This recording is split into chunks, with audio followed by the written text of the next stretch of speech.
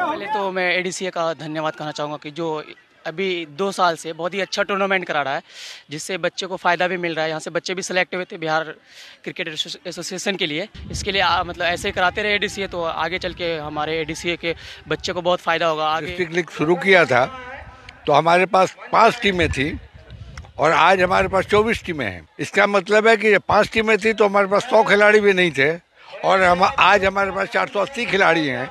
और वो खेल की तरफ यदि मुड़ेंगे तो उनका दिमाग एंटी सोशल एलिमेंट की तरफ नहीं जाएगा।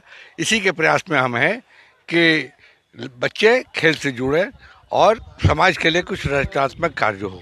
जिला क्रिकेट एसोसिएशन का मेन मकसद है कि आप अपने ज़िले में जितने भी होनहार क्रिकेटर हों उनको एक अच्छा प्लेटफॉर्म दीजिए और एक यही बेस है जहां से आप स्टेट और इंडिया टीम में खेल सकते हैं। तो जो बच्चे लीग में अच्छे परफॉर्मेंस करते हैं उनको हम लोग डिस्ट्रिक्ट क्रिकेट टीम के लिए सेलेक्ट करते हैं और फिर वहाँ जो और अच्छे परफॉर्मेंस करते हैं वो हमारे स्टेट और उसके बाद बीसीसीआई के लिए इंडिया टीम के लिए खेलते हैं।